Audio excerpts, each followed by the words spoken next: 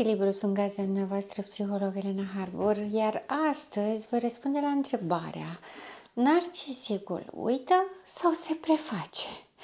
Foarte multă lume mă întreabă acest lucru. Chiar uită? Serios? Cum poți să uiți lucruri importante din viața ta? Cum poți să uiți ce ai făcut acum o săptămână? Cum poți să uiți ce ai făcut de dimineață în această zi? Sunt lucruri care, în mod normal, n-ar trebui uitate. Pentru că țin de coerența unei persoane complete în cursul și în parcursul vieții sale. E normal să ținem minte. E normal să știm lucrurile pe care le facem pentru că noi le-am făcut. Nu le-a făcut altcineva. Putem să înțelegem că uităm lucrurile pe care le facem în mod automat, obișnuit de foarte mult timp și cu care ne-am relaxat cumva și nu le mai luăm în serios, nu le mai acordăm foarte multă importanță și atunci cumva este mai ușor să le uităm. Sau uităm lucruri care deja și-au pierdut semnificația, și-au pierdut valoarea pentru noi. Avem tendința cumva să ne gândim că și la narcisic așa ar fi normal. Pentru că este instinctual să ne raportăm la normalitate. Încă nu suntem obișnuiți și sper să nu ajungem vreodată să fim obișnuiți cu patologia și să ne comportăm și să ne raportăm unii la ceilalți doar prin prisma patologiei. Dar există un efect secundar în sensul în care vom fi mereu surprinși și ne va fi greu să înțelegem dinamica patologiei, pentru că este cu totul altfel. Cum spunea cineva odată, parcă ar fi o altă specie. Din păcate, cam da, atât de diferiți sunt, de parcă ar fi o altă specie. Pe de altă parte, spunem lucrurile acestea pentru că sunt foarte multe persoane care trăiesc așa și nu prin alegerea lor. Însă, dacă avem posibilitatea și suntem născuți, înzestrați cu capacitatea empatică, suntem dezvoltați în echilibru armonios, avem cumva această responsabilitate de a înțelege și altă variantă. Pentru că normalitatea presupune să existe și diferențe și să fim ok cu asta. Să fim ok nu înseamnă să ne transformăm în ele, nu înseamnă să le prioritizăm, nu înseamnă să spunem că au dreptate mai mult decât noi, ci pur și simplu să le acceptăm că există. Tocmai pentru că le acceptăm că există și vorbim despre acest lucru. Narcisicul și nu numai. De asta se numesc tulburări de personalitate, pentru că odată cu formarea funcțiilor psihice care asigură integritatea eului și coerența persoanei, a unei individualități în timp și în spațiu, avem această completitudine, acest șir al lucrurilor care decurge. Când vorbim despre tulburări, vorbim despre dezechilibru, vorbim despre funcții care nu sunt în parametri optimi, vorbim despre discrepanțe, despre capacități și incapacități, despre exces și deficit. Și toate acestea ajung să fie inventariate într-o tulburare. Când avem în vedere că am tot spus că luăm ca și model personalitatea narcisică pentru că este cea mai frecventă și cel mai ușor de identificat, avem în vedere disfuncții care țin de memorie, disfuncții cognitive, disfuncții de atenție, nemai luând în considerare doar în această ediție disfuncțiile emoționale, adică acea incapacitate de empatie. Ne vom rezuma astăzi doar la acestea 3, pentru că atunci când vine această întrebare, chiar uită sau se preface, avem nevoie să detaliem un pic.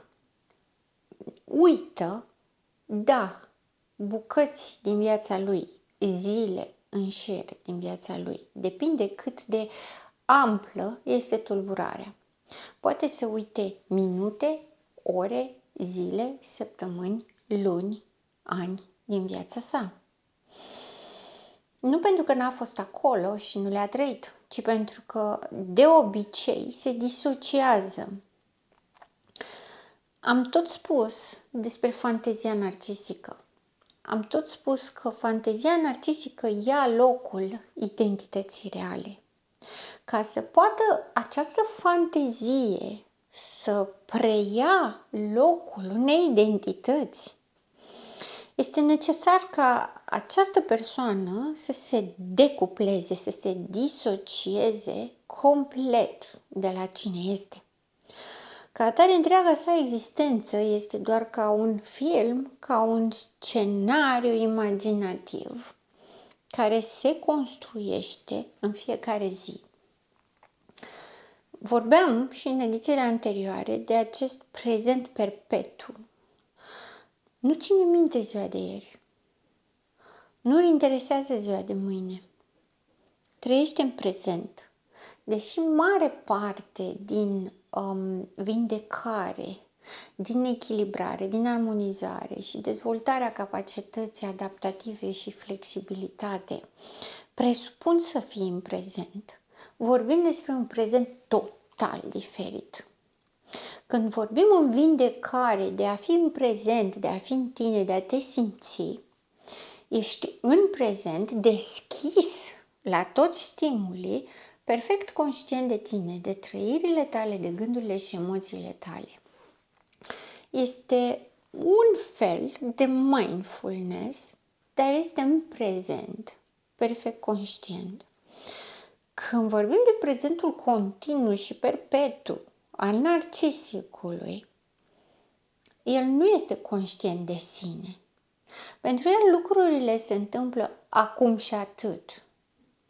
Dacă, cum spun de obicei bărbații că îi trimit femeile cu o listă atâta la cumpărături, dacă această listă o spuneți verbală și îl trimiteți la cumpărături, o să vină de la cumpărături cu totul altceva și o să uite 90% din tot ce a scris acolo sau i-ați spus acolo.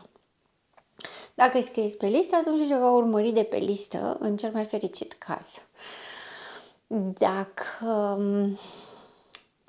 totul este momentul prezent și nu ține despre faptul că, nu știu, nu și-ar dori sau nu i-ar plăcea, ci ține de doza de stimulare. Narcisicul, trăind într-un perpetu prezent, tot ce are momentul acum și se raportează la el. Iar în acest moment acum, el trebuie să facă foarte multe lucruri. În fantezia sa, el este unic, special și grandios, dar în permanență oamenii îl provoacă să fie competitiv. Toți fac competiție cu el. Tot ce face el, fac și ceilalți. Chiar dacă el crede sau își imaginează că le face mai grozav. Și totuși le fac și ceilalți. În permanență oamenii îl sâcâie și îi dau feedback. În permanență oamenii cer ceva. Și în permanență el trebuie să susțină grandiozitatea și să aibă grijă ca toată lumea să știe că el este unic și special. Nu e puțin lucru, e mult de muncă. În același timp, ținându-i pe ei într-o iluzie vis-a-vis de grandiozitatea lui, el însuși trebuie să creadă în ea. El însuși trebuie să compileze povești peste povești, că vorbeam despre confabulație, în care, chiar dacă el nu și aduce aminte momentele din viața lui în coerența în care ele s-au întâmplat, inventează povești. Și poveștile alea le adaptează la fiecare alt om, la fiecare altă situație, în permanență, din nou și din nou. Trebuie să fie foarte obositor și foarte stresant să nu-ți aduci aminte ziua de ieri. Să nu-ți aduci aminte cine sunt prietenii tăi, să nu-ți aduci aminte când ți-ai văzut ultima oară rudele, să nu-ți aduci aminte ce planuri aveai cu partenerul sau partenera de cuplu, să te trezești tot timpul acolo. Este stresant, obositor și cu siguranță că este și anxiogen. Foarte, foarte anxiogen. Pentru că dacă nu știi ce ți s-a întâmplat până acum sau ce ai făcut până acum, nu poți să te aștepți la nimic bun de la viitor. Nu ai de unde să știi ce urmează să se întâmple. N-ai nici cea mai mică posibilitate de a face o predicție care să-ți confere siguranță, să te facă să te simți confortabil. Pentru că nu există trecut. De uitat uită, realmente. Uită lucrurile care n-au o relevanță foarte mare, uită lucrurile care nu l-au durut, uită momentele frumoase, uită planurile, dorințele și așteptările. Toate le uită. Ce ține minte este doar fantezia, scenariul, povestea, ficțiunea. Atât. De parcă asta n-ar fi cea mai mare problemă în această dinamică a perpetuului prezent, mai apare o tulburare, un deficit colateral. Tulburările de atenție. Atenția nu funcționează ca la toți oamenii. Oamenii se concentrează pe ceva și acordă atenție prioritar, dar au și conectarea cu mediul. Și chiar dacă sunt foarte concentrată aici, se sesizeze ce se întâmplă pe lângă, adică am atenția concentrată și atenția distributivă, flexez între ele în funcție de obiectul de interes, schimb obiectul de interes din atenția distributivă în atenția concentrată, între ele după cum am nevoie. Lucru care la narcisic nu se întâmplă, pentru că toate sunt în exagerare. Toate sunt mai mult decât trebuie. În ceea ce privește atenția, pentru că sigur ați observat că de obicei narcisicul este foarte agitat. Îi fuge mintea, vorbește peste tine, tu îi vorbești de ceva, el vorbește despre altceva. Tu ai făcut un plan cu el, el peste 5 minute nu-și aduce aminte că ai făcut planul acela. El îți propune ceva și peste jumătate de oră se jură că n-a spus asta niciodată. Aparent ține de memorie, dar la memorie este accesată și venită în paralel și atenția. Este demonstrat științific că avem tendința să ținem minte lucrurile cărora le acordăm mai multă atenție. Atenția narcisicului nu funcționează așa, în schimb obiectul de atenție. Ca de obicei, la el funcționează diferit în hiperfocus. Hiperfocusul atenției este, ca să aveți o idee, cum apare o minimă de idee față de ce trăiește narcisicul, este că atunci când ne captivează ceva și ne pierdem acolo. De exemplu, ne uităm la un film și când intră cineva în cameră ne speriem. Avem o treabă de făcut, ceva care este migălos, care necesită multă atenție, suntem foarte concentrați acolo, nu sesizăm că mai intră cineva în cameră. Este acea bulă de concentrare în care toți senzorii sunt activați și direcționați într-un singur loc, încât ignoră mediul ca să evite suprastimularea, supraîncărcarea de informații, copleșirea emoțională, toată partea asta de anxietate și hipervigilență. Dacă narcisicul de obicei este foarte agitat, este nu pentru că el este incapabil să acorde atenție, ci pentru că el ajunge să fie stimulat de cantitatea informațională și atunci se umple foarte repede și trece în altă parte ca să o schimbe, să evite supra-solicitarea.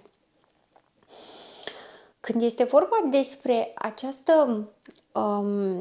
acest focus, el face tot timpul acest focus. Dacă este normal hiperfocusul pentru persoane pentru câteva minute, după care apare oboseala și simți nevoia să te deconectezi. La narcisic nu există această separare. Ăsta este modul lui de a fi, modul lui de a trăi. Nu se sezează. Poți să vorbești cu el oricât nici nu te aude. Și nu este pentru că tu nu ești importantă pentru el, ci pentru că ori este ritmul prea lent, ori este ceva care nu reușește să-i trezească explozia aceea de emoție despre care vorbeam. El se simte ca într-o transă dintr-un drog euforic și trebuie tot timpul să pluseze cu emoționalitatea acolo. Trebuie să fie frică, trebuie să fie furie, trebuie să fie entuziasm, trebuie să fie ceva tot timpul la cote mari. Dacă îi spui ceva care îl interesează foarte tare sau îl provoci sau îl contrazici, focusul este la tine. Dar dacă îi vorbești despre lista de cumpărături, despre ce vacanță să facem noi peste o lună de zile sau ce s-a întâmplat la ședința de la școala copilului, l-ai pierdut. Nu reușește să reziste, să-și păstreze atenția concentrată în aceste mici detalii care lui nu-i provoacă nimic.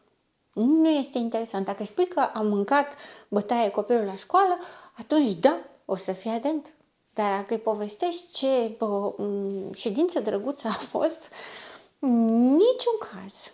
Niciun caz.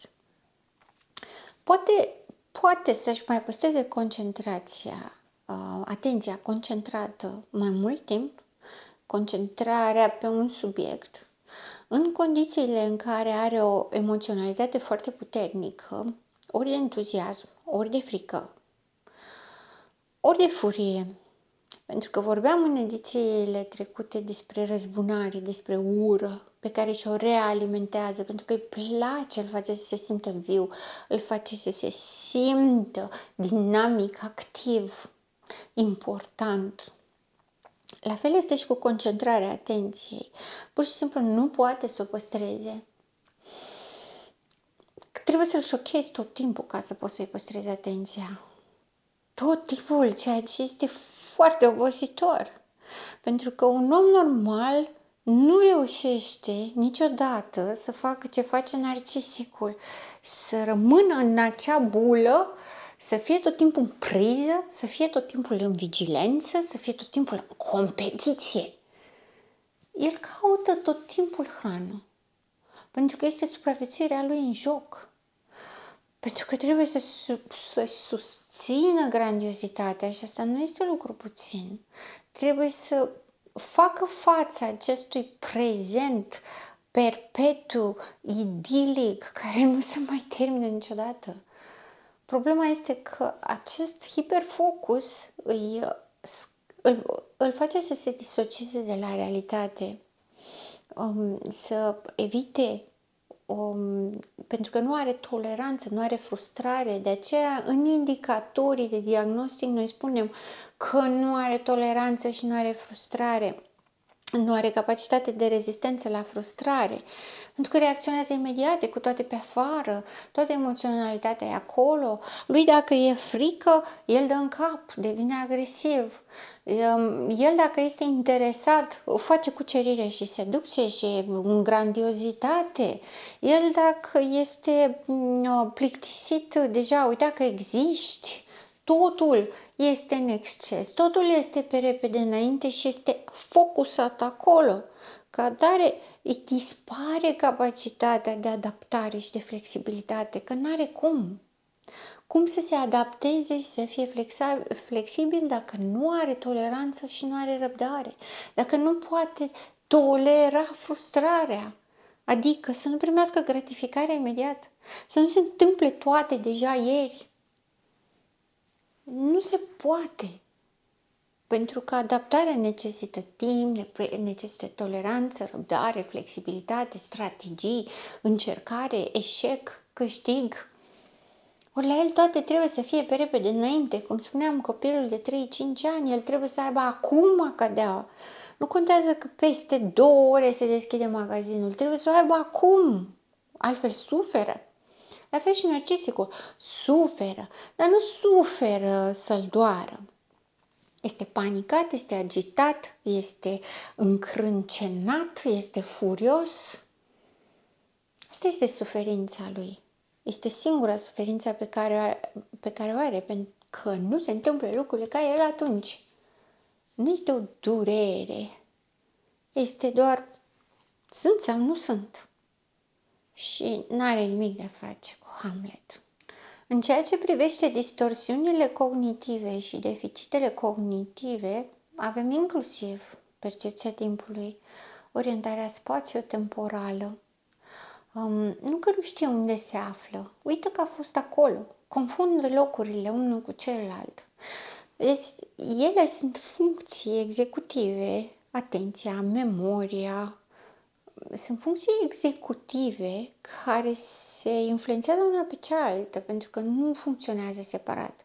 Nu este ca la inteligența cognitivă și inteligența emoțională despre care am mai vorbit, care funcționează pe rând, ci atenția care ține de văz, cu memoria care stochează informațiile văzului. Odată ce una are disfuncții și celelalte au disfuncții.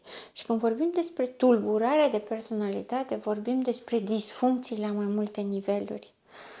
Disfuncțiile cognitive, ceea ce ține de distorsiunile cognitive, are în vedere această idee de grandoare, această perspectivă unică și limitată. Are în vedere disocierea de realitate. El fiind tot timpul în bulă, timpul nu există pentru el. Nu poate contoriza, nu se poate încadra, nu poate asocia evenimente pe axa timpului. Nu poate păstra coerența și șirul evenimentelor. La fel cum nu poate să-și controleze capacitatea de concentrare. Nu poate să-și controleze, să reziste mai mult într-o activitate sau să-și propună în relația asta am de gând să stau minim 2 ani. Nu poate să facă lucrurile astea. Distorsiunile cognitive, paranoia, anxietatea, toate se întrepătrund. Păi dacă eu nu mi-aduc aminte trecutul meu, nu este normal să am anxietate și paranoia vis-a-vis de viitor.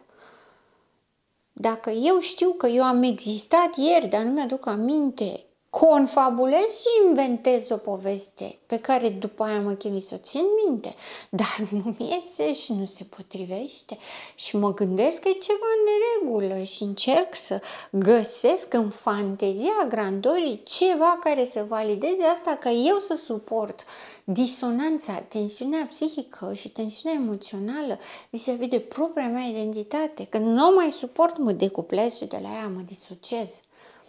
Și rămân doar acolo în bulă, în fantezie, unde totul este bine și minunat, iar eu sunt ok. Este singurul lucru care mă ajută să supraviețuiesc. Asta este lumea narcisicului. Nu este un om normal, ca atare, nu-i cerem să fie normal. Nu așteptăm de la el să fie echilibrat, matur, să cântărească consecințele, efectele. Nu ești atent la mine, eu nu sunt importantă pentru tine. Astea sunt concepte de neînțeles pentru el. Și nu avem dreptul să-i cerem chestia asta, pentru că asta înseamnă că noi nu ne raportăm la el așa cum este și cine este. Într-adevăr îl nedreptățim, să cerem să facă lucruri pe care nu le poate face, să cerem să înțeleagă lucruri pe care nu le poate înțelege. Problemele pe care le are, disfuncțiile pe care le are, nu sunt alegerea lui, dar le are. Și el se chinuie să trăiască cu ele.